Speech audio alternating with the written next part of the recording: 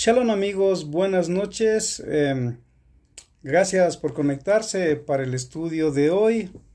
Pues bueno, hoy quiero compartir un poquito algunos datos sobre el libro de Eclesiastés, ya que todos de una u otra manera estamos ligados, digamos, a esto de la predicación, ¿verdad? La predicación es algo tan importante que en cada pueblo a través de la historia siempre han habido grandes predicadores, ¿no es cierto? Siempre ha habido gente que tiene esa vocación de predicar, de hablar.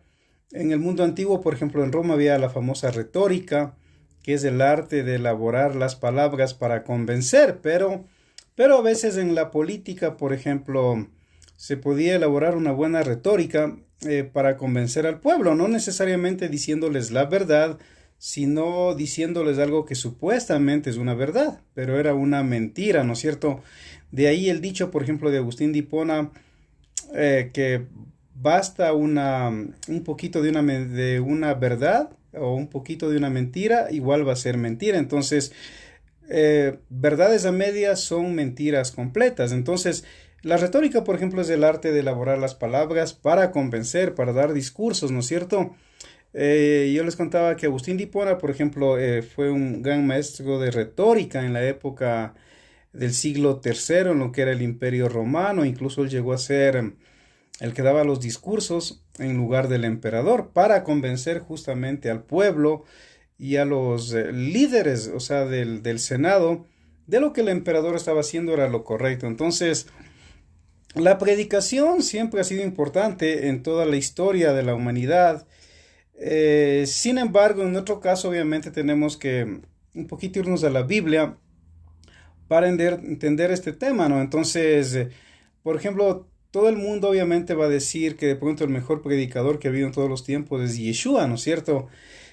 Otros dirán que de pronto Pablo, el Saulo Hatarsi, conocido como el apóstol Pablo, en hebreo el emisario Saulo Hatarsi, fue un gran predicador también, ¿verdad? Entonces han habido grandes predicadores, otros dirán Spurgeon, que incluso él formó el primer colegio de pastores en la historia, digamos, de una manera oficial ya en Europa, por lo que es hoy Inglaterra, ¿no es cierto? Entonces Spurgeon, Shalom para Fabián que está ya conectado. Entonces Spurgeon, por ejemplo, llegó a decir que todo pastor debe estudiar, porque un pastor que no estudia va a ser un pastor que va a ser un iletrado, va a ser un neófito, que va a enseñar, o sea, cuando la persona vaya a consultarle algo, ¿no? Entonces, él fundó, por ejemplo, Spurgeon el primer colegio de pastores, ¿no es cierto? Y él llegó a decir cosas como, por ejemplo, si no sois un teólogo, no sirves para nada en cuanto a la predicación y a la dirección de una congregación.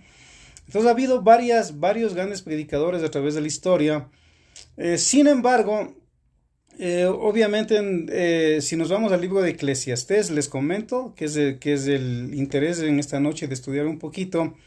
Vamos a ver que el libro de Eclesiastés justamente en hebreo es Coelet, Coelet, y significa el predicador. Entonces, es decir, ya había un predicador que antecedía a Yeshua, que antecedía a Pablo, a los apóstoles, a Agustín de Hipona, que incluso al gran Spurgeon, ¿no es cierto? Entonces, ya había un gran predicador que fue justamente Salomón. Entonces, estudiando un poquito el libro de Eclesiastés para los amigos que gustan de la predicación, para los que son pastores, darles unos simples datos sencillos, pero que de pronto nos van a dar herramientas, ¿no es cierto? Entonces, el libro de Coelet significa el predicador. Se traduce al griego como Eclesiastés, o justamente que tiene que ver también con lo que es la predicación. Hay un libro parecido a Eclesiastés que se llama El Eclesiástico, ¿no es cierto?, de Ben Sira, no sé si lo han escuchado, que fue un judío del siglo II antes de Cristo, y él también predica súper bien, pero él al ser un judío heleno, obviamente él va a predicar al estilo heleno, pero utilizando la Torá, utilizando la Tanakh, que incluso él va a llegar a decir en sus discípulos, a sus discípulos que mejor predica Moisés que Sócrates, justamente porque él estudiaba A Sócrates le gustaba mucho la filosofía, a Platón, Aristóteles. Sin embargo, este hombre que escribe Eclesiastés, donde hay muchos consejos sabios, y que en la Biblia católica, a propósito, sí está ese libro en el canon, él llega a decir que mejor predica Moisés que Sócrates, que mejor es leer a Moisés que leer a Sócrates. Entonces, justamente los predicadores a veces van saliendo de acuerdo al contexto social, de acuerdo a la época, al mundo que los rodea. Incluso Martín Lutero va a llegar a decir en uno de sus libros, en sus famosas charlas de sobremesa, que si no hay predicación en una reunión o en un culto, obviamente él habla eso, no sirve de nada aunque cantemos. Dice Lutero que orar es bueno y predicar es bueno, pero la predicación, incluso Lutero le pone sobre la oración. ¿Por qué? Porque la predicación es la que va a convencer a la gente de pecado, de justicia, de juicio, y va a poner las columnas en la congregación en cuanto a la verdad. Entonces, ya encontramos aquí un gran predicador que se llamó Salomón. Ahora, muchos difieren, ¿no? Siempre va a haber opiniones. Ahora, en la era de la internet y de la información, todo versículo va a ser polémico, porque va a haber varias opiniones. Sin embargo, acá la tradición en el pueblo de Israel, ciertos datos mencionan que el autor de Coelet o Eclesiastés del Predicador fue Salomón, el hijo del rey David, quien heredó el trono de su padre y quien Dios le permitió construir el templo, el primer templo, porque antes el pueblo de Israel solo tenía el Mishkan, o traducido tabernáculo, que era una carpa movible. Al llegar a la tierra prometida, obviamente el pueblo quería construirle un templo. El rey David, por ser hombre de guerra, haber derramado sangre, Dios no le permitió. Sin embargo, él amontonó material y fue su hijo Salomón quien construyó. Entonces era un hombre muy sabio, Salomón. De hecho, la Biblia dice que Dios le dio a él mucha sabiduría, porque él pidió justamente eso para poder dirigir al pueblo, ¿no es cierto?, a las 12 tribus de Israel. Entonces, él va a escribir este libro que se llama Coelet o el Predicador.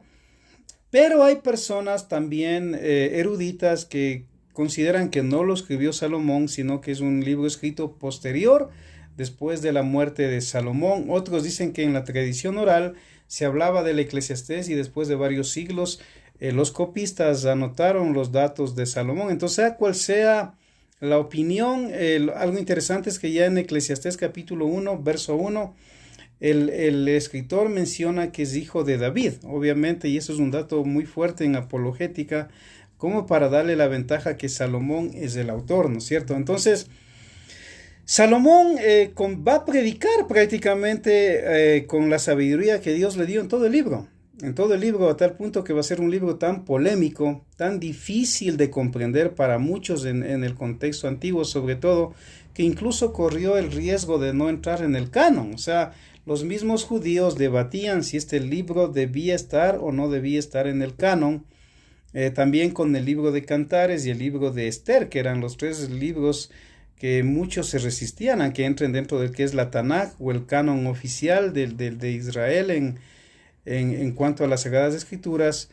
Entonces, Eclesiastés fue uno de ellos, justamente porque para la mente del judío de la época, obviamente parecía en cierta forma un libro filosófico y en verdad contiene cierta filosofía de la vida, ¿no? Incluso el mismo Yeshua, miran, si ustedes analizan, el mismo Yeshua, que es el nombre original de Jesús, él va a citar a Salomón. Incluso él va a decir algo que es súper interesante en Mateo capítulo 12, verso 42. Él va a decir, he aquí uno mayor que Salomón. O sea, para que Yeshua diga que solamente él puede ser mayor que Salomón, usted ya puede tener una idea de lo que a Salomón se le consideraba en el siglo I. Incluso Yeshua en el famoso texto de Mateo 6:33, cuando les va a decir a las personas, no se afanen, no se preocupen, basta cada día su propio mal. Y él va a citar otra vez a Salomón y dice, y miren las aves del campo, cómo se visten. Y ni siquiera Salomón, dice, con todo su esplendor se vistió como una de ellas. Entonces, va a encontrar a Yeshua citando varias veces en los evangelios al sabio Salomón, pero siempre lo pone en un lugar muy alto, no lo menosprecia, sino que obviamente él dice que solo el Mesías puede ser mayor que Salomón. Porque si usted va a la historia de Israel, la época en que más prosperó el reino de Israel, cuando estaban las 12 tribus unidas, justamente fue en la época del sabio Salomón. Él pudo hacer negocios con muchos países, con muchas provincias, incluso países que antes eran enemigos, le aportaban con madera, con materiales, con personal para poder construir el famoso templo de Hashem, ahí en Israel, en lo que hoy es el monte del templo, ¿no es cierto? El original, digamos. Entonces, Yeshua siempre está poniendo a Salomón en un buen lugar, nunca lo está ofendiendo, sino que simplemente está diciendo que él es mayor que Salomón. Incluso en los textos él va a decir que pudo sacar espíritus sordos y mudos de las personas, algo que ni Salomón pudo hacerlo, ¿no? Entonces, en la cosmovisión del siglo I, entre los requisitos que se ponía para que alguien sea el Mesías, era que tenía que expulsar demonios, no solamente ser del semen de David, de la casa de David, de la tribu de Judá, sino también que expulse demonios, como también lo hacía el sabio Salomón. Pero el sabio Salomón no había podido sacar demonios sordos y mudos, como Yeshua sí lo pudo hacer. Por eso es que muchos de esa época decían posiblemente él es el Mesías, porque hace cosas más grandes que Salomón. Entonces, de entrada, saludos para mi amiga Jenny Rivas también, que está saludándonos acá. Entonces, de entrada vemos que Salomón, aparte de ser el hombre más sabio que ha existido sobre la tierra, obviamente solo Yeshua le puede ganar. Construyó ciudades, construyó el templo, fue el que más ventajas económicas hizo para Israel, a tal punto que trató con muchos reyes. La gente viajaba de lugares muy lejanos a conocer a Salomón. Incluso la reina de Saba hizo un viaje de lo que hoy es Etiopía, justamente a conocer al sabio Salomón, y llegó a tener un hijo incluso con el sabio Salomón, ¿no es cierto?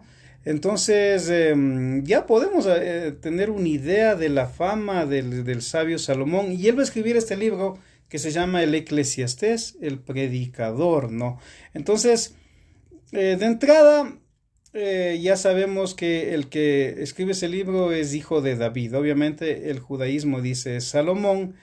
Entonces, algunos datitos interesantes, por ejemplo, que en el hebreo Koheled significa reunir a una congregación y dirigir la palabra, ¿no? Entonces, obviamente en las versiones griegas, de pronto esto va a ser traducido como asamblea, pero en el hebreo más da la idea de una congregación, ¿no es cierto? De una casa de estudios donde se predica la palabra, o se instruye o se enseña la palabra. Entonces, Koheled en el hebreo, reunir a una congregación y dirigir la palabra.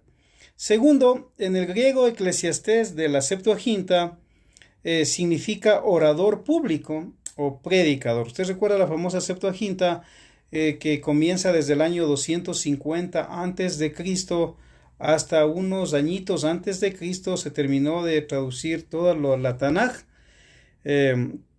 Obviamente primero fue la Torá, después los otros libros, los Nevijín, los Ketubín, y es interesante cómo traducen los judíos helenos. Le ponen al libro de Koheled, del predicador, le ponen Eclesiastés, que significa orador público, ¿sí? Un orador público, alguien que se para y va a predicar.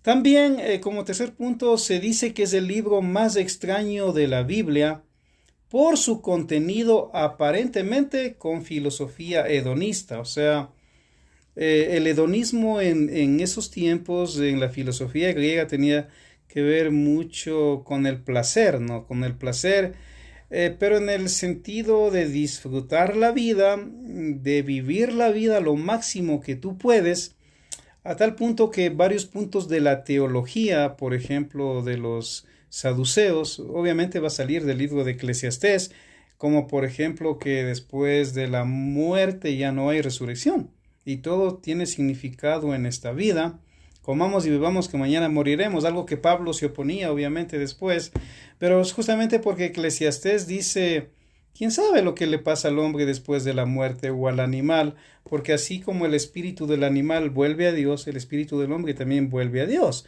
Entonces, era contradictorio para muchos judíos este libro y les sonaba un poco extraño porque hablaba generalmente de vivir una vida feliz en lo mejor que tú puedas, siempre y cuando guardes los mandamientos de Dios. Obviamente, ¿no? Como cuarto punto, la palabra vanidad aparece 35 veces en este libro de El Predicador. Entonces, es interesante cómo esta palabra comienza y dice vanidad de vanidades, todo es vanidad. O sea, y cuando en la Torah o la Tanakh se repite 3 veces una palabra es porque es ya demasiado fuerte el mensaje. Hay veces donde una palabra se repite 2 veces, pero cuando es 3 veces es como que dice, tienes que leer bien y informarte bien por qué 3 veces se menciona. Entonces, vanidad de vanidades, todo es vanidad. Entonces, obviamente, para este predicador, esta vida es pasajera, es un suspiro, y todo lo que hagamos en esta vida es una vanidad, algo que va a pasar inmediatamente. Entonces, ya vemos que la palabra más fuerte en este libro del predicador es la palabra vanidad. Como punto 5, muchos rabinos quisieron sacar a este libro del canon. Obviamente, cuando hablamos del canon, dentro de lo que es el contexto hebreo, no es lo mismo como hablar del canon en griego o en latín, porque obviamente ellos tienen otros postulados para ver qué libro entra o no entra al canon de lo que sería la Tanakh. Claro, la Tanakh, ¿por qué? Porque obviamente los judíos que no creen en Yeshua, ellos no tienen ninguna Biblia. O sea, ellos lo que tienen es un libro que se llama Tanakh, que contiene la Torah o lo Pentateuco, los Nevijín o los profetas y los Ketubín o los escritos, ¿no es cierto? Entonces, en total, los 39 libros, según el concilio de Yamnia del año 98 después de Cristo, ellos aprobaron como su libro sagrado solo la Tanakh. Entonces, dentro del canon de ellos fue bien complicado permitir que entre este libro. Tanto en el cristianismo como en el judaísmo han habido libros que casi se han quedado afuera. Por ejemplo, en los concilios cristianos el libro de Apocalipsis casi queda fuera. Fue apenas por un voto de un obispo de los que ahí votaron por democracia que logró entrar el libro de Apocalipsis al canon de la Biblia, si no lo tuviéramos. De igual manera, aquí en las reuniones de los sabios rabinos judíos casi queda el libro del predicador afuera. No lo querían porque en ciertas partes contradice su teología. Es decir, en el caso del concilio de Yamnia del año 98 después de Cristo, donde los que ya se reunían eran fariseos, sobre todo de la línea del rabino Yohanan ben Zakkai. Saludos para Aida, que está escuchando también desde el Uruguay. Gracias por escuchar.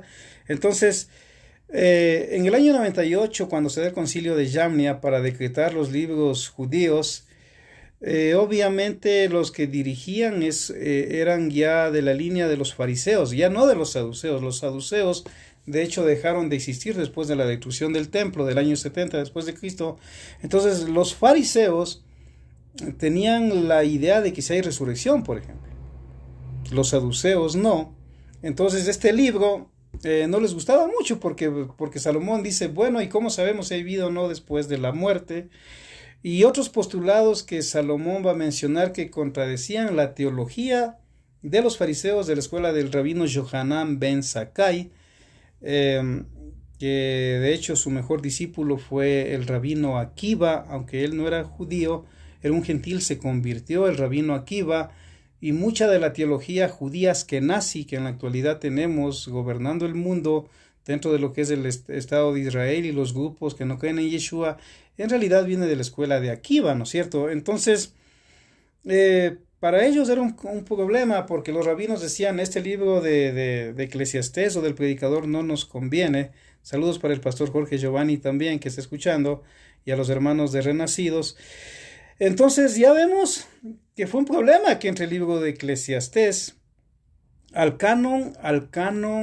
explico, al canon judío de Yamnia, no al canon de Alejandría, no, porque en ese canon no hubo ningún problema, porque justamente a los judíos helenísticos que vivían en Alejandría les encantaba. ¿Por qué? Porque aparte de que ellos estudiaban la Torá y la Tanakh, les encantaba también la filosofía, y este libro les sonaba y les llenaba esos vacíos filosóficos que en los otros libros de la Tanakh o Antiguo Testamento no podían encontrar. Sin embargo, por esa soberanía de Hashem, entró al canon.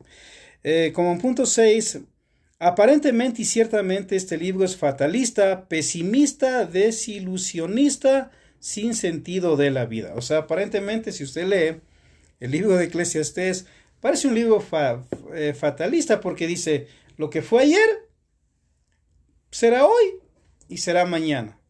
Y todo es un ciclo, dice Salomón, ¿no es cierto? Entonces, aparentemente da una idea de fatalidad. O sea, todo se repite, la historia se vuelve a repetir. ¿Y de qué le sirve al hombre esforzarse, trabajar, madrugar, comprar terrenos, construir casas?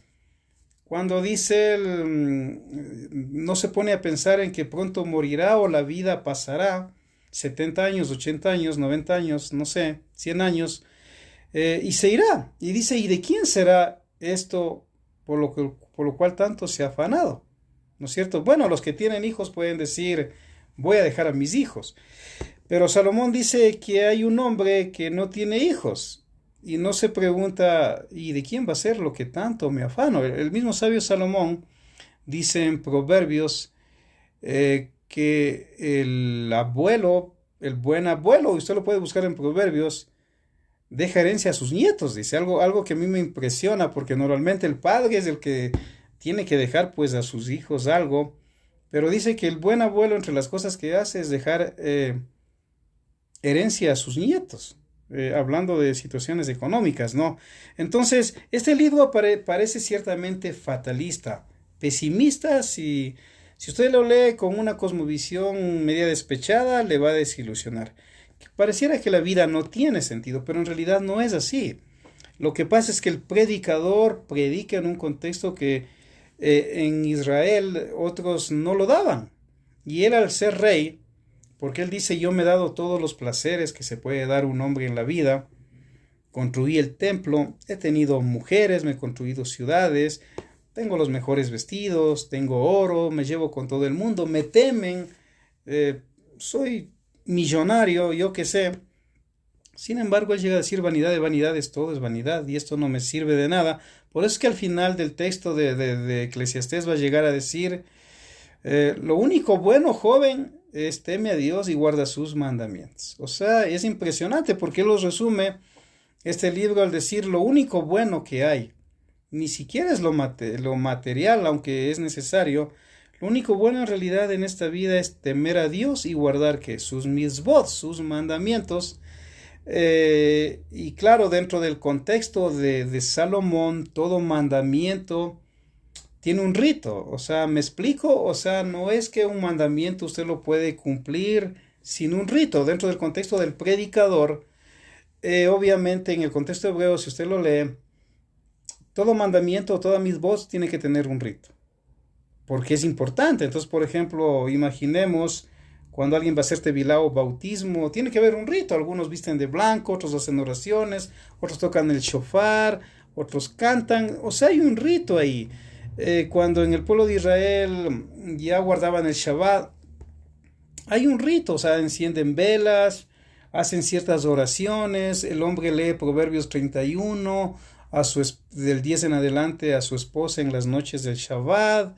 Entonces, dentro de la perspectiva del sabio Salomón, lo único bueno es guardar los mandamientos de Dios, pero todo mandamiento de Dios va a tener un rito, o sea, para darle sentido a ese mandamiento, ¿no es cierto? Es lo que él predica. De hecho, él va a ser el primero, según la historia de Israel, en crear esa halajá o ley civil, de que toda persona al levantarse tiene que lavarse las manos, y antes de comer tiene que lavarse las manos. Ahora él no le pone como un mandamiento de la Torá, porque los mandamientos de la Torá solo los da Dios, No, sino que como un hombre sabio, entendido en muchas áreas, porque Dios le dio mucha sabiduría con su Ruach HaKodesh, Espíritu Santo, él entendía que una persona que se levanta temprano en esas épocas, no habían duchas en los departamentos, no es que iba a la cocina y tenía el agua, obviamente manipulaba muchas cosas y en la noche también, de pronto entonces tenía que lavarse las manos y tenía que evitar que su pueblo se enferme y él ordena, pues bueno, toda persona en Israel, de las 12 tribus, al levantarse, tiene que lavarse las manos. Toda persona antes de comer tiene que lavarse las manos. ¿Sí me explico? Entonces, obviamente, el sabio Salomón, va a crear muchas cosas interesantes que obviamente hay que comprender. No es que son mandamientos de Dios, sino que como rey tenía la autoridad para ponerlas para proteger a su pueblo. Ahora, el problema fue que algunos de esos mandamientos, algunos rabinos con el tiempo lo hicieron como que lo fue dado por Dios, y ese es el problema. Pero digamos, eran cosas útiles como lavarse las manos. Entonces Salomón, él prácticamente va a contradecir ciertas cosas de los futuros rabinos en este libro. También la frase debajo del sol aparece 28 veces, ¿no? Recuerden que la palabra vanidad aparece 35 veces aquí en el libro del Predicador. Sin embargo, la frase debajo del sol va a aparecer 28 veces. Es decir, él va a decir que la vida debajo del sol, ¿no? Siempre él va a estar mencionando al sol, debajo del sol. ¿Por qué? Porque obviamente Dios creó al hombre para que poble la tierra, para que haga producir la tierra. Incluso el hombre, cuando cae en pecado, sale de la tierra como un sufrimiento, porque el hombre, aunque se aferre y quiera estar en la tierra, Dios lo va a sacar, como en el caso de Adán y Eva, cuando pecaron o desobedecieron, Dios les sacó del huerto. Y aunque llegaron a los 1000 años de vida, una gran vida, también partieron, ¿no es cierto?, de este mundo. Por eso es que siempre Dios va a sacar de la tierra, de hecho, las personas que no les sirven en su obra. Incluso usted va a ver por ahí que cuando se rebelan contra Moisés, uno de sus primos, la tierra los traga, ¿no es cierto? O incluso cuando Yeshua dice en las palabras que a veces muchos le malentienden, que uno será tomado, otro será dejado. Mucha gente asume que es el rapto y que la persona que es tomada es la que se va al cielo, pero es al revés. En realidad la persona que es tomada es llevada para castigo o para juicio. La que es dejada es la que va a estar en la tierra, porque incluso en la Nueva Jerusalén, que va a descender como una esposa ataviada para su marido, según Apocalipsis, ahí van a vivir los que temen a Dios. O sea, incluso hay columnas con los nombres de los 12 hijos de Jacob o las 12 tribus de Israel. Entonces él llega a decir aquí que la vida debajo del sol es agotadora.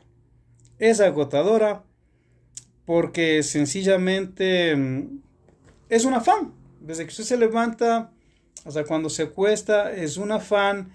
Incluso él llega a decir que el que tiene dinero, el hecho de tener dinero ni siquiera eso le permite dormir en paz, porque está pensando que le pueden robar o está pensando en qué invertir.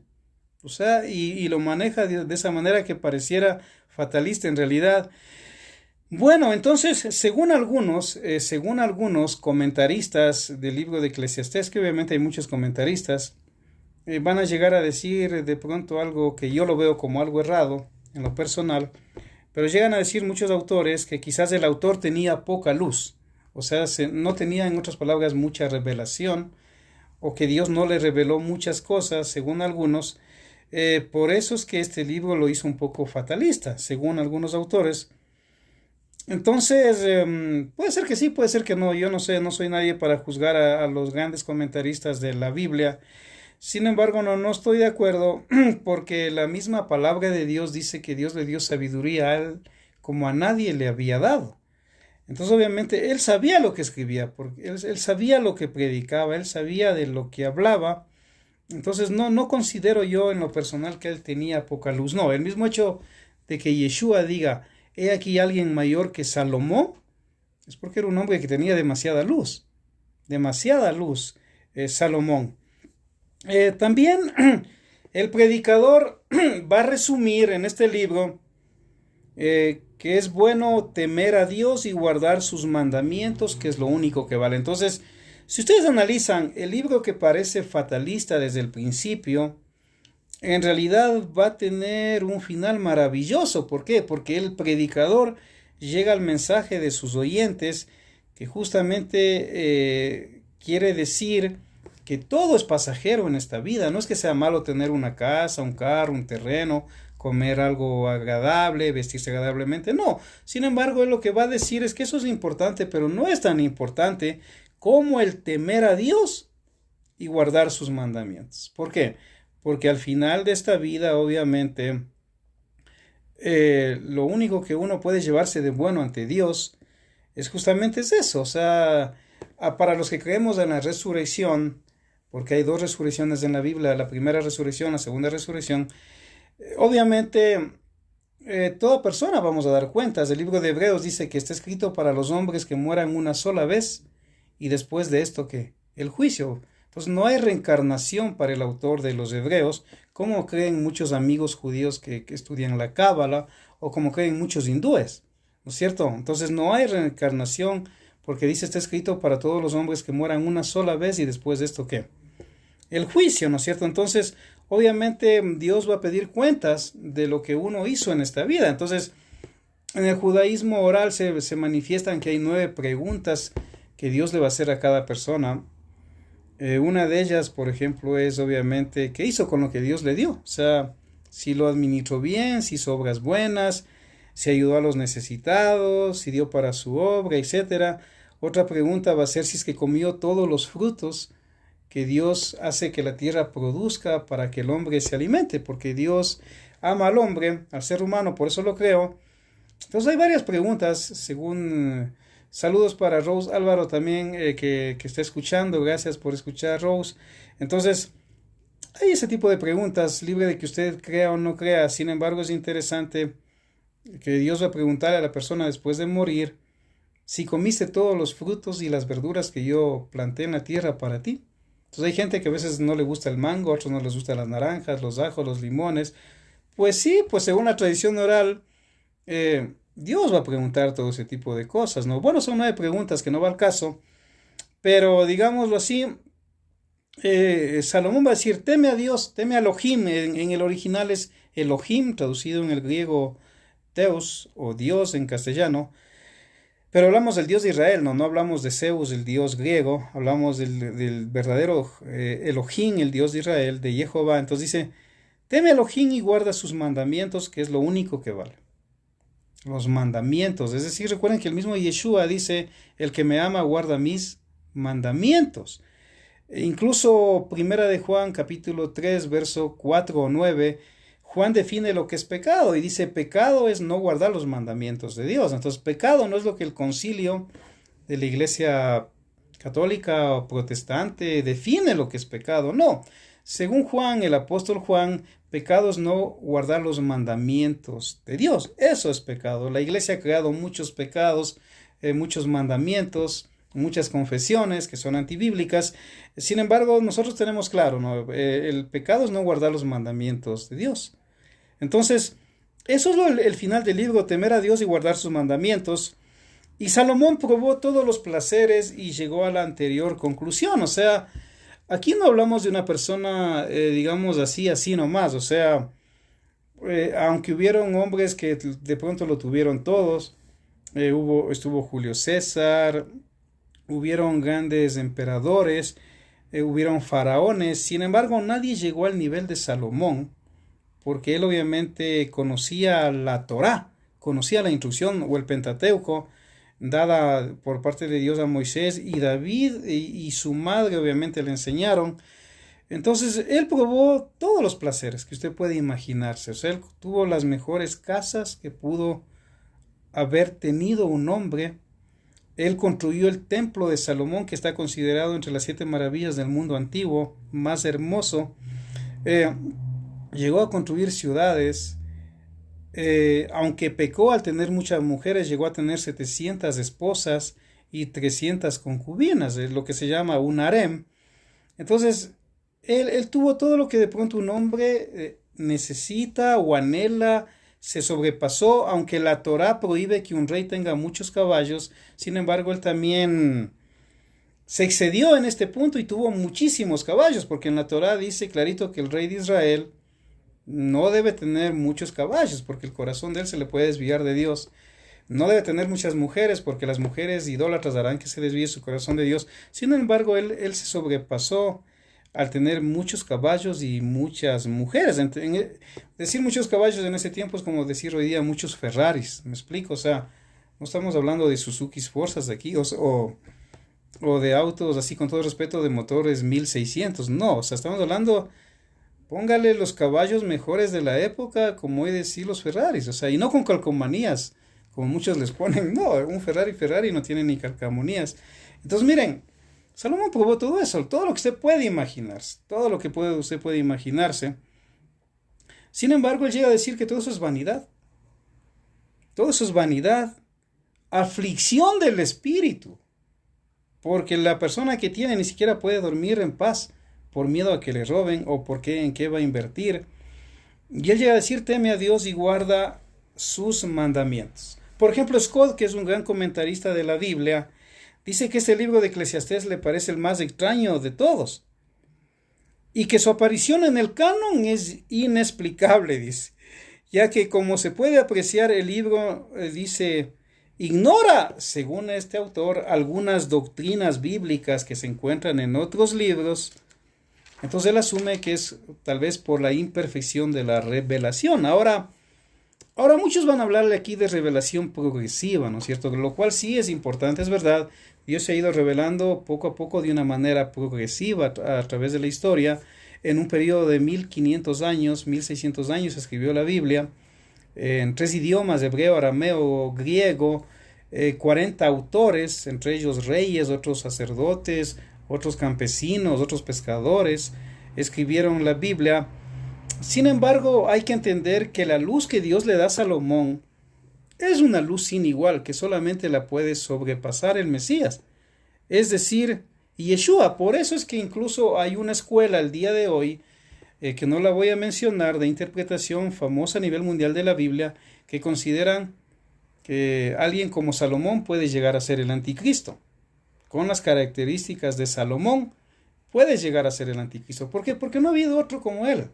Solamente Yeshua le sobrepasa en sabiduría y en conocimiento. Hay personas que incluso se atreven a decir que él se fue al infierno o que no está con Dios. Pero eso es muy complicado que alguien lo suelte así tan fácil cuando hablamos que Salomón fue un hombre que sirvió a Dios, amó a Dios, hizo el templo, tuvo sus errores y sus pecados que Dios le juzgará como a todos. Entonces hay cosas que uno no debe meterse a decir, mucho más de un hombre que escribió 3 libros de la Biblia, como son Proverbios, Eclesiastés y Cantar de los Cantares. Y aparte escribió muchos proverbios más. Entonces no se puede decir ese tipo de cosas de personajes que están en la Biblia, ¿no es cierto? Entonces Salomón es juzgado por muchos como que no tenía mucha revelación, ya que aparentemente no tiene en su libro las doctrinas como lo tienen, por ejemplo, en ciertos grupos cristianos o judíos, porque obviamente no les va a convenir ciertos textos de Salomón, ¿no es cierto? Entonces, ahorita por motivo del tiempo quiero leerles los textos clásicos del predicador. Recuerden que, amigos, esto también es un curso para los amigos que estudian para pastores, para predicadores en el instituto. Entonces yo les recomiendo que lean el libro de Eclesiastés, el libro de Coelet en el hebreo original, que significa el predicador o el orador público, porque usted va a aprender mucho de Salomón para el contexto social donde usted vive. Entonces, textos clásicos, por ejemplo, todo tiene su tiempo. O sea, miren, en Eclesiastés 3.1, él va a llegar a decir, todo tiene su tiempo debajo del sol, tiempo de nacer, tiempo de morir, o sea, y eso es así. Eso es así, nos guste o no nos guste, es así. Lo que pasa es que el hombre puede extender la vida en la tierra, tal vez 70, 80, 90, 100 años o más incluso. Mucho va a depender si guarda los mandamientos de Dios, porque Dios mismo dice que para aquel que guarda sus mandamientos incluso le va a dar larga vida. Honra a tu padre y a tu madre si quieres tener larga vida sobre la tierra. Dios nos dice que es comida, que no es comida. Nos dice que nos llevemos bien con todos. Dice que nuestras palabras deben ser sazonadas con sal, que evitemos los problemas, mientras dependa de ustedes estar en shalom con todos, etcétera. Entonces, sin embargo, Salomón dice todo tiene su tiempo, o sea, tiempo de tirar piedras. Porque yo recuerdo cuando yo era adolescente, vivía en Ambato, me iba al río Ambato y tiraba piedras en el río Ambato. Es increíble. Pero todo tiene su tiempo, o sea, tiempo de tirar piedras, tiempo de escribir poemas, tiempo de hacer canciones, tiempo de cazar, tiempo de sembrar, tiempo de cosechar, etcétera, y tiempo de morir, tiempo de morir. Entonces, él va a llegar incluso a decir que más sabio es el que va a un velorio que el que va a una fiesta. Entonces, usted le invitan un día a una fiesta y coincide que alguien murió. Según el sabio Salomón, el sabio iría al velorio, el necio iría a la fiesta. ¿No es cierto? Son palabras duras del predicador, pero de eso se trata la predicación. Entonces, todo tiene su tiempo debajo del sol. Todo tiene su tiempo. Y de pronto muchas cosas que para usted son importantes de su pasado, las tienen fotos, las tienen video, las puede ver, pero pasó ese tiempo, son recuerdos y la vida continúa, ¿no es cierto? Entonces otro texto clásico es, mejor son dos que uno, o sea, eso lo dice en Eclesiastés o el Predicador, capítulo 4, verso 9. Obviamente sí, ¿por qué? Porque el mismo Yeshua, incluso cuando manda a predicar a los talmidín o discípulos, apóstoles, dentro de Jerusalén y después dentro de Israel, de Galilea, les va a mandar de dos en dos. Porque siempre es bueno dos, ¿no es cierto? Entonces dos son mejor que uno, porque Salomón llega a decir, si el uno tiene frío, el otro le abrigará. Obviamente en este caso uno entiende que es en el contexto de pareja. Entonces, si el hombre tiene frío, viene la esposa y le va a abrigar, como fue en el caso del rey David, que tuvo 6 esposas. Cuando él ya estaba bien anciano, había una joven que iba y le abrigaba. Entonces, si uno tiene frío, el otro le va a abrigar. Si uno se cae en algún hueco y ese hueco es profundo o queda herido, ¿quién lo va a sacar? Si está solo o camina solo. Entonces, obviamente, el compañero o el amigo. Entonces, mejor son dos que uno. Eso dice la palabra de Dios. Incluso Pablo siempre andaba acompañado. Usted le ve a Pablo caminando con Bernabé. Cuando después discuten con Bernabé por Juan Marcos, Pablo va a irse con Silas. Entonces, ¿por qué? Porque aún en la obra, para darse ánimo, tenían que andar entre dos, ¿no es cierto? Usted le ve a Moisés con Josué, le ve a Pablo con Timoteo, con Tito. Entonces, mejor son dos que uno, obviamente, porque en el caso de un hogar, dos van a progresar más que si el hombre o la mujer solamente estuvieran solos, ¿no es cierto?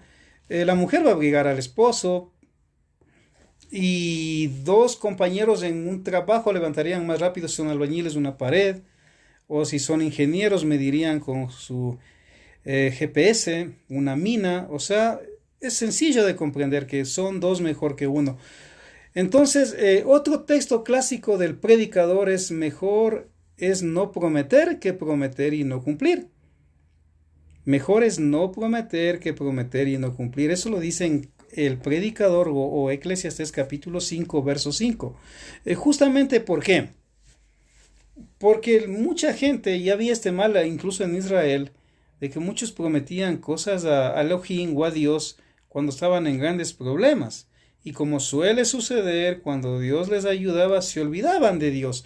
O peor aún, se olvidaban de las promesas que le hacían a Dios. Entonces el predicador, amante de Dios y amante de su pueblo, va a decirles, miren, mejor no prometan. Porque si ustedes prometen y no cumplen, tarde o temprano Dios les va a pasar la factura. Tarde o temprano. Pueden pasar 40 años y aparentemente lo que ustedes creen que Dios lo olvidó, Dios se va a acordar y les va a pasar la factura. Entonces, mejor no prometan. Vayan al templo, oren, pidan a Dios, yo qué sé. Pero no le prometan nada, porque hay gente que en su desesperación promete cosas a Dios Y a veces cuando ya Dios nos ayuda, nos olvidamos de las promesas. Entonces eso le ofende a Dios. Entonces el predicador, conocedor de esta debilidad del pueblo, llega a instruirles de esta manera. Otro texto clásico es: dulce es el sueño del trabajador, pero al rico no le deja dormir la abundancia, dice en Eclesiastés 5:12. Entonces miren, tiene sentido. O sea, ¿por qué? Porque un hombre pobre que trabaje, que se gane el pan diario honestamente, va a dormir cansado y tranquilo y dulce, pero el amor al dinero, dice Yeshua, es el principio de todos los malos, o de Mamón en el mundo antiguo, que era un ídolo del dinero. Entonces, obviamente llega a decir aquí que el trabajador honesto, aunque sea pobre, va a dormir en paz, con dulzura. Pero el rico, y no es que sea malo ser rico, el problema es que muchos ricos aman el dinero más que a Dios. No les va a dejar dormir la abundancia, dice Eclesiastés capítulo 5, verso 12. ¿Y por qué? Porque tienen miedo, lo que yo les mencionaba antes, de que les roben o en que invertir. Y no es que sea malo pensar en eso, pero tiene su tiempo. De hecho, Maimónides, por ejemplo, el famoso Rambán, que es un judío sefardita de España del siglo noveno, décimo después de Cristo, él llega a decir que una persona que teme a Dios va a encontrar un momento adecuado para planificar los negocios y no ponerse a hacer negocios en Shabbat, lo cual está prohibido en la Biblia, o pensar en negocios u otros días de la semana. Shalom, saludos para mi amigo Antonio también, que fue uno de mis queridos estudiantes del Sebad. Gracias por escuchar. Entonces, obviamente Maimónides llega a decir: yo aconsejo, dice, que el que quiera planificar asuntos de negocios y tenga dinero o recursos, planifiquen siempre el primer día de la semana, es decir, lo que hoy se llama el domingo. Ahora, ¿por qué Maimónides dice esto? Porque justamente en la cosmovisión hebrea, Dios comienza a crear y a trabajar y a hacer negocios, por decirlo así, el primer día de la semana, que hoy justamente equivale a lo que es domingo, ¿no es cierto? Entonces Maimónides dice, un hombre que teme a Dios y tiene que planificar negocios, va a coger de pronto el domingo como el día para sentarse y planificar los negocios. Él incluso dice, de una manera tal vez mística, le va a ir mejor si planifique ese día porque tiene un respaldo, un antecedente de que Dios también comenzó su obra el primer día de la semana. No le podemos llamar domingo en el contexto hebreo, porque domingo era el dios del sol, Dominus, venid adoremos, Dominus, venid adoremos al sol, en el mundo antiguo romano que adoraban al sol Invictus. Pero en realidad en el contexto hebreo el único día que tiene nombre es sábado o Shabbat, que significa reposo, descanso. Entonces el primer día de la semana, o lo que hoy sería domingo, dice él, Maimónides, hagan negocios y les va a ir bien. Entonces, este texto clásico, ¿no es cierto?, de Eclesiastés 5:12, ¿no? Entonces, que el rico, si pone su afán en el dinero, su amor al dinero, le va a ir mal con Dios. Recuerden incluso a Yeshua, cuando el rico le dijo, he cumplido todos los mandamientos, las 10 palabras, honra a padre y madre, no hago ídolos, guardo el Shabbat, guardo las fiestas, yo qué sé. Sin embargo, Yeshua, que conocía su corazón, dijo, solo una cosa te falta, vende todo lo que tienes y dale a los pobres y sígueme.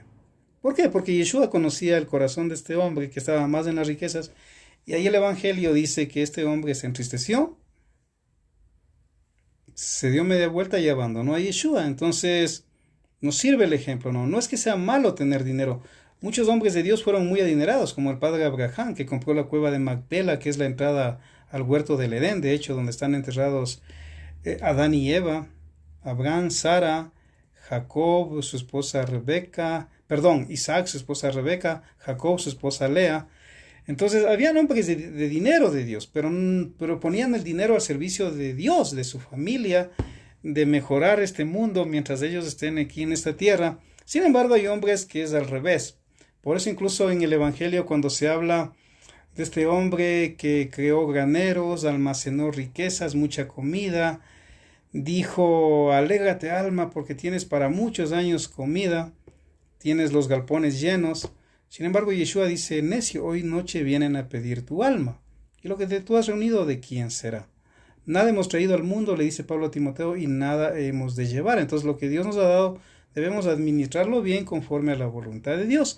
Otro texto interesante de Eclesiastés dice, si no se ejecutara, mejor es el fin del negocio que el comienzo. Eclesiastés 7:8. Obviamente ya en ese tiempo habían sociedades, o sea, la mayoría que se han metido en negocios con amigos o con familiares, la mayoría le va a decir que es bien complicado. A veces dos hermanos compran una casa. Por ejemplo, yo tengo un amigo que compró una casa con una hermana. ¿Y qué problema el día de hoy? Han pasado los años, tienen su edad, quieren solucionar, pero es un problema porque el uno quiere una cosa y el otro quiere otra cosa. Entonces en los negocios es igual, a veces se comienza bien, hasta con vino celebran, pero conforme pasa el tiempo, de pronto uno de ellos puede ser una persona traicionera, se lleve los fondos, yo qué sé, y hay grandes problemas. Por eso Salomón llega a decir, mejor es el fin del negocio que el comienzo del negocio. Y siempre va a ser, según Salomón, un negocio siempre va a ser mucho mejor si ese negocio es suyo y su socio es Dios. O sea, si Dios es su socio, está bien. Y si el negocio lo administra conforme a Dios, como Dios lo quiere, ¿no es cierto? Y obviamente cuando usted va a hacer un negocio y logra el negocio, va a estar contento porque ya tiene el dinero, o en esos tiempos a veces hacían cambalaches. Por ejemplo, acá en Ecuador hay un pueblo que se llama Mindo, que es muy bonito, donde nos sabemos ir a los bautismos, porque hay agua viva, hay un río que corre, y en la Biblia los bautismos tienen que ser en agua viva, ¿no es cierto? Entonces, ahí ese lugar se llama Mindo, porque justamente en el idioma antiguo de esos antepasados de esta parte, Mindo significa trueque, y ahí es donde los de la sierra y los de la costa se reunían para hacer cambios. Los de la sierra llevaban choclo, frijoles, zambos, papas, los de la costa traían piñas, naranjas, limones, y hacían intercambios. Entonces, sea que el negocio sea un intercambio de dinero, siempre va a ser mejor el fin del negocio que el comienzo. Otra cosa interesante que dice el predicador es, si no se ejecutara enseguida la sentencia para castigar una mala obra, el corazón de los hijos de los hombres se dispone a hacer lo malo, en Eclesiastés 8:11. Entonces, miren, el sabio Salomón también llega a decir que cuando un hombre es malo y perverso y cae en delitos, según la Biblia, debe ser castigado enseguida. En ese tiempo había el Beidín o corte rabínica, que normalmente era mínimo 3 hombres, porque el tercero rompía el empate en el caso de que dos jueces, el uno lo consideraba inocente, el otro culpable, el tercero rompía el empate. Sin embargo, el castigo no se podía esperar. Hoy es triste ver cómo muchos juicios pueden demorar años, en otro país, por ejemplo.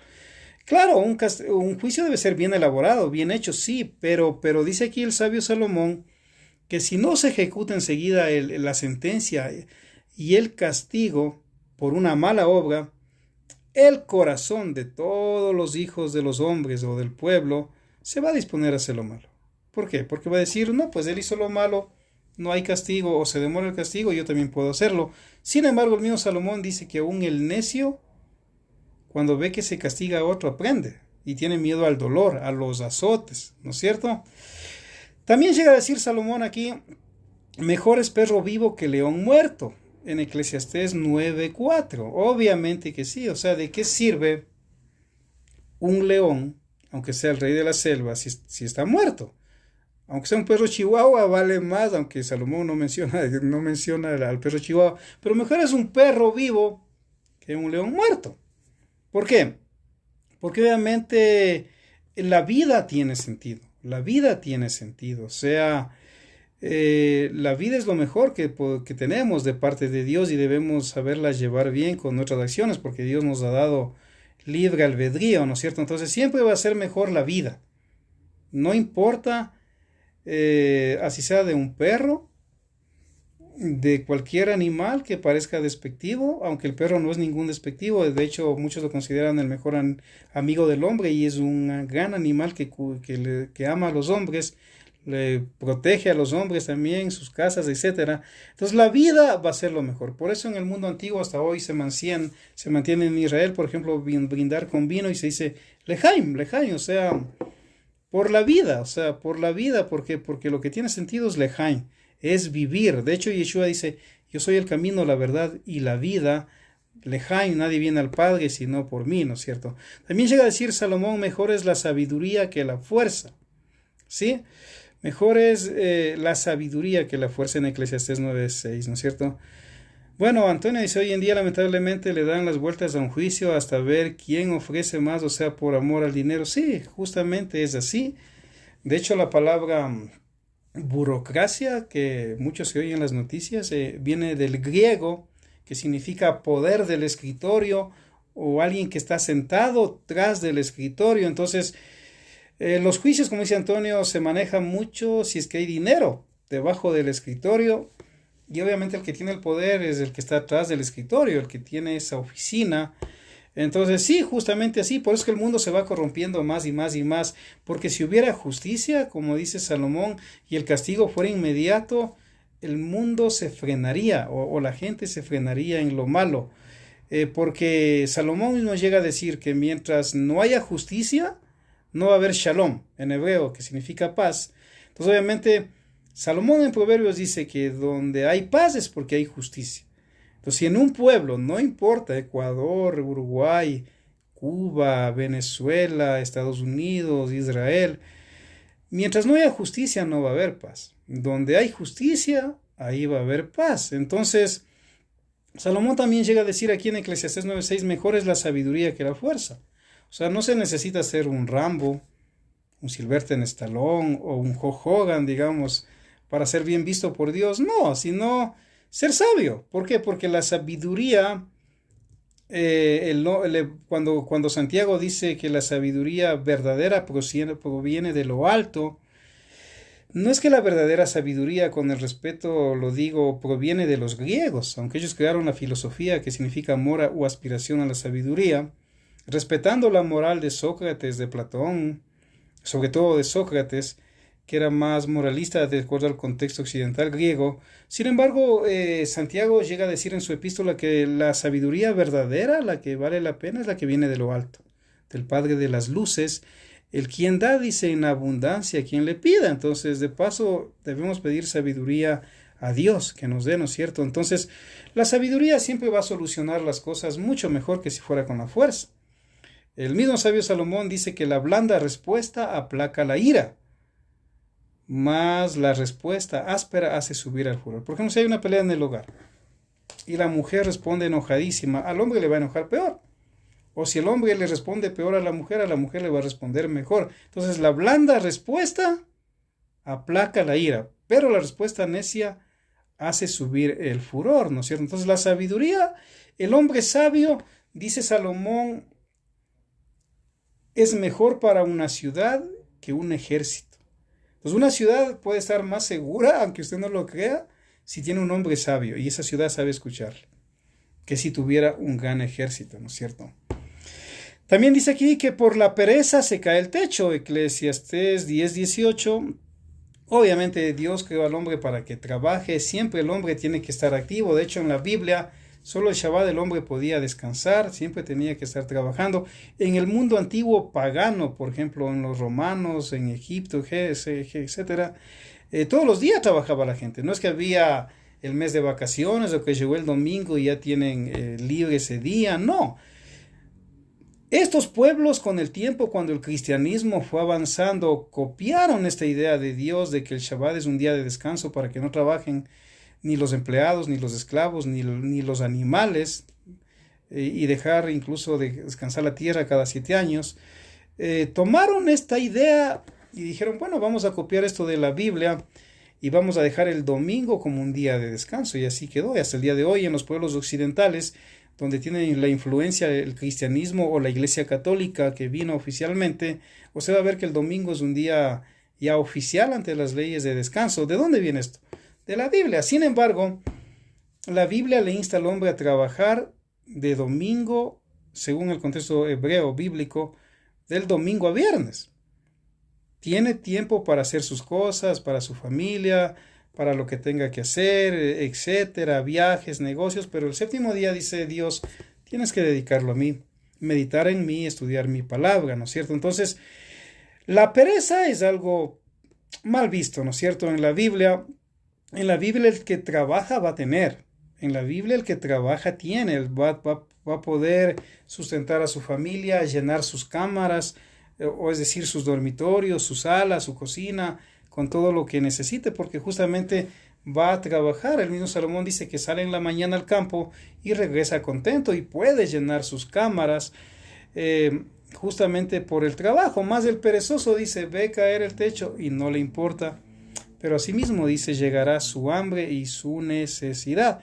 Entonces la Biblia también nos manda a que este cuerpo que Dios nos ha dado lo utilicemos, lo utilicemos. Incluso el mismo Salomón llega a decir que el que aprende y pone en práctica lo aprendido, se estima a sí mismo y prospera.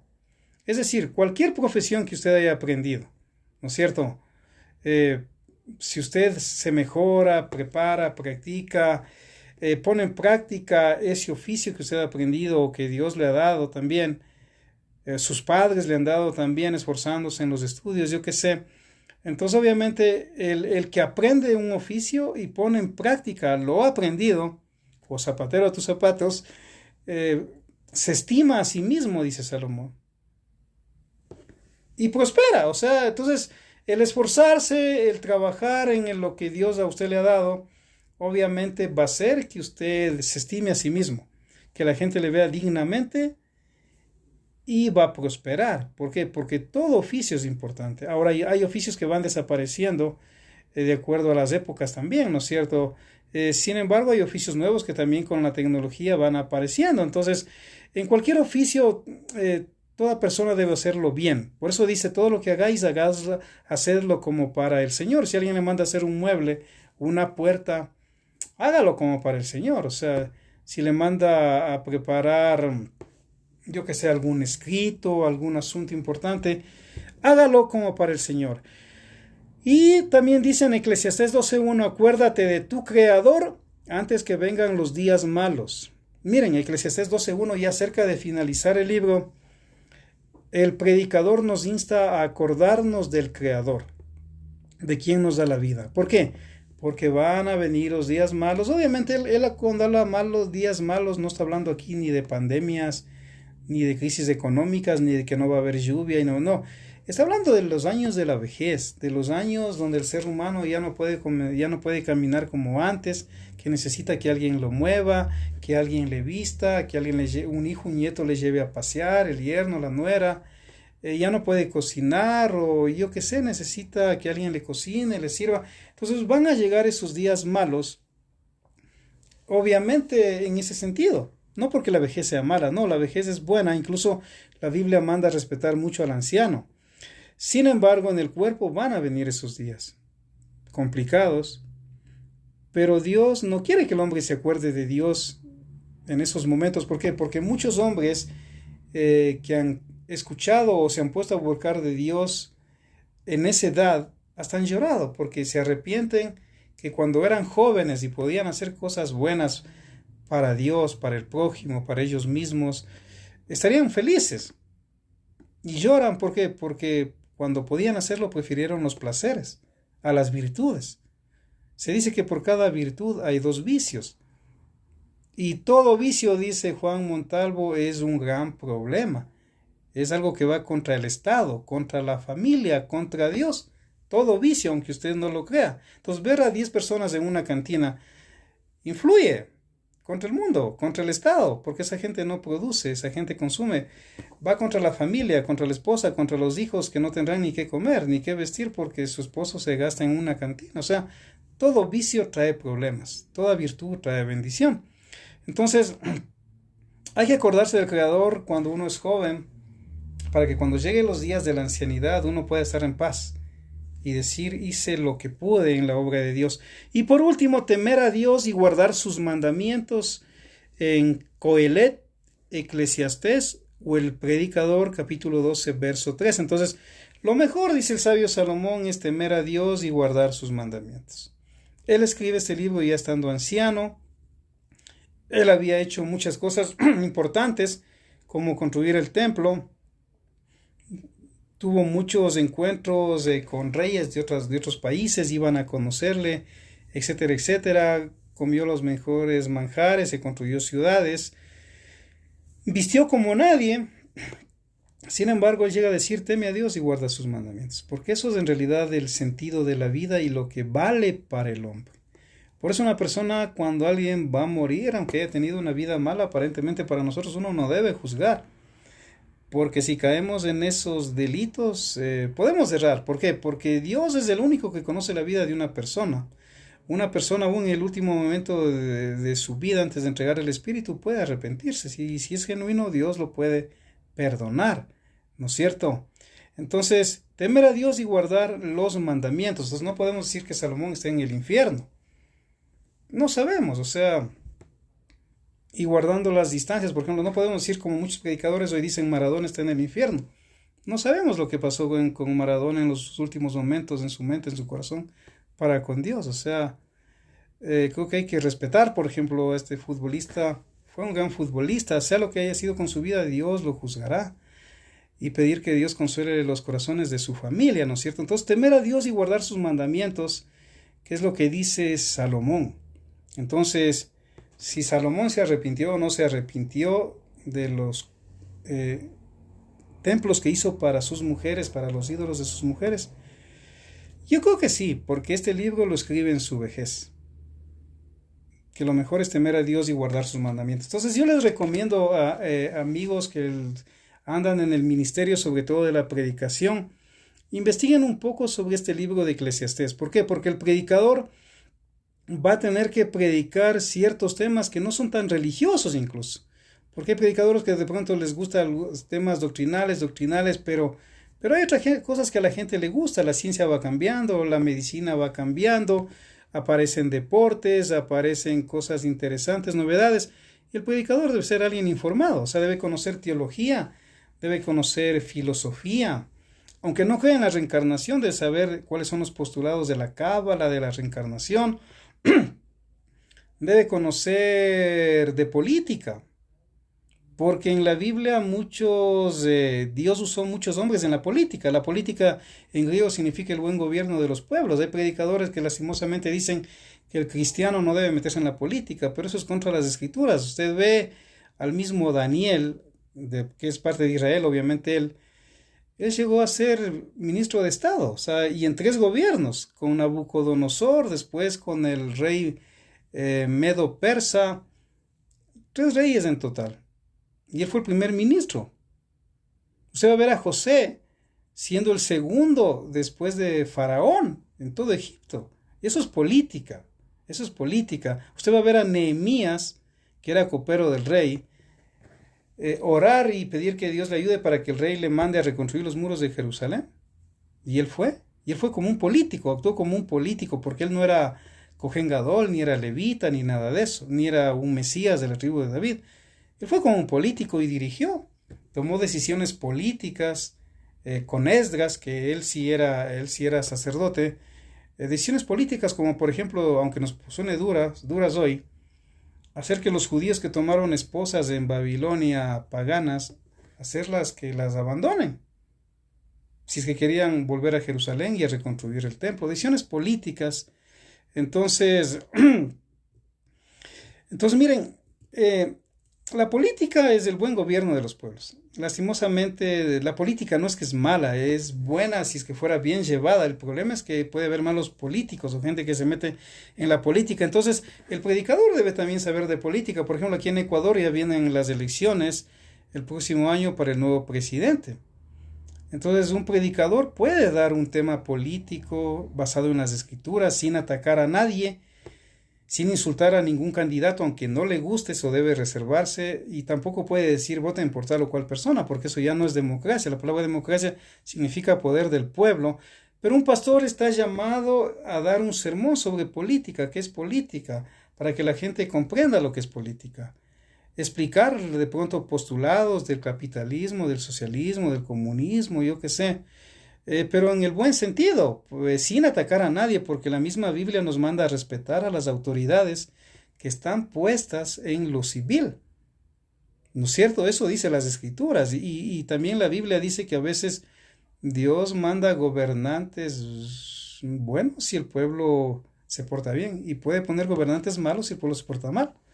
¿No es cierto? Entonces, en Ecuador yo no sé si hay un buen o mal gobernante, solo Dios lo sabe. Sin embargo, debemos orar por las autoridades que están puestas por Dios Y el predicador debe saber de política. Lo que decía Spurgeon, ¿no? En el Colegio de Pastores por 1850, después de Cristo, en Inglaterra, él decía que el pastor debe tener la Biblia en una mano, y en ese tiempo no había el Google, no, pero él decía, y el periódico en la otra mano.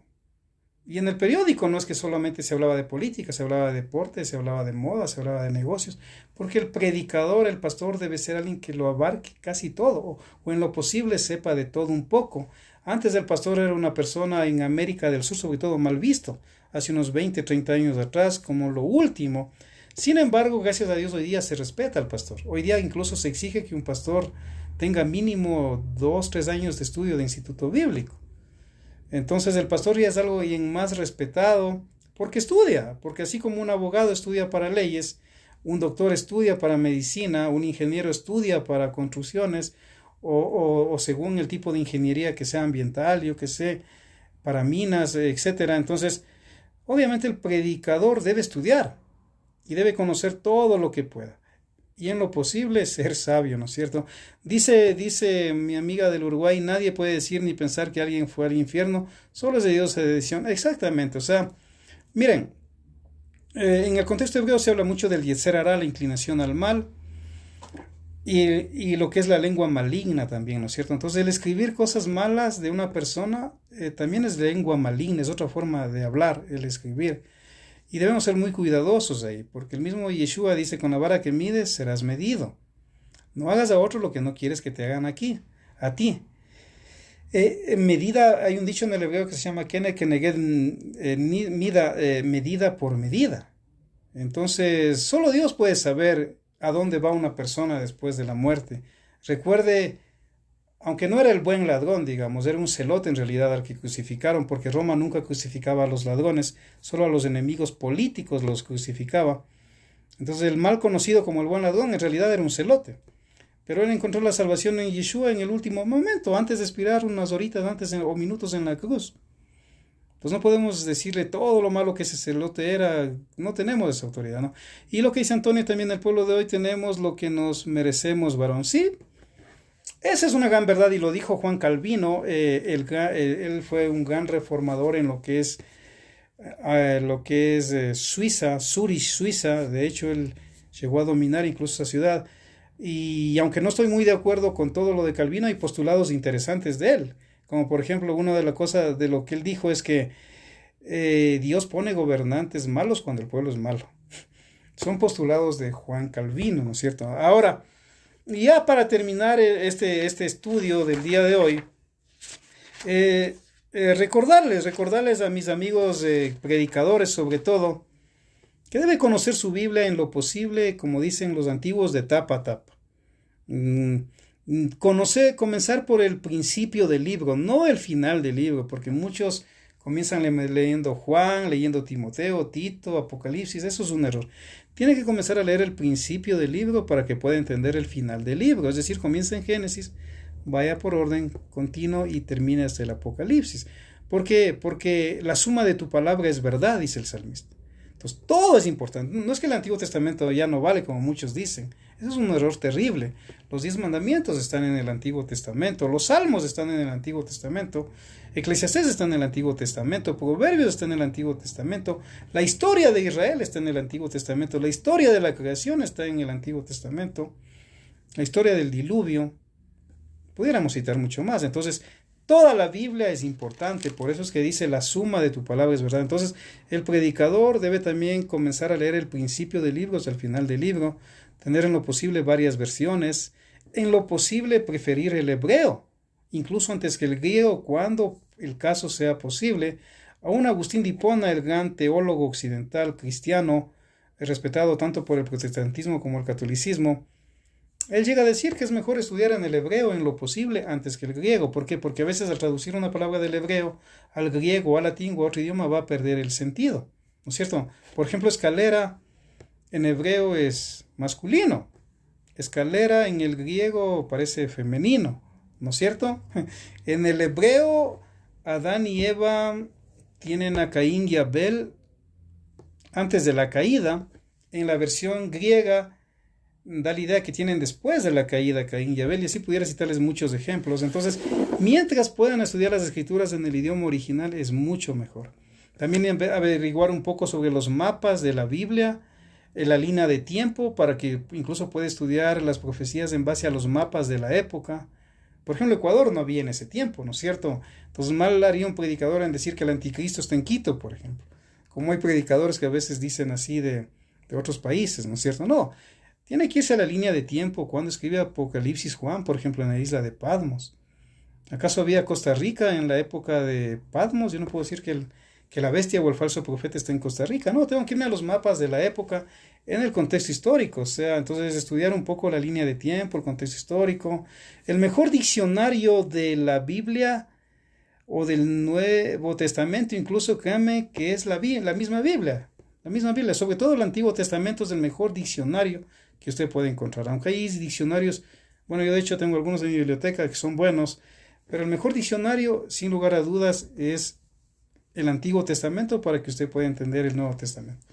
Esos, mis queridos amigos, gracias por escuchar esta charla, espero que de algo les sirva. Y recuerden que Salomón fue un gran predicador y muy respetado por Yeshua, que incluso llegó a decir, solamente hay uno que es superior a Salomón y ese está aquí, se refería a Yeshua. Amén, bendiciones.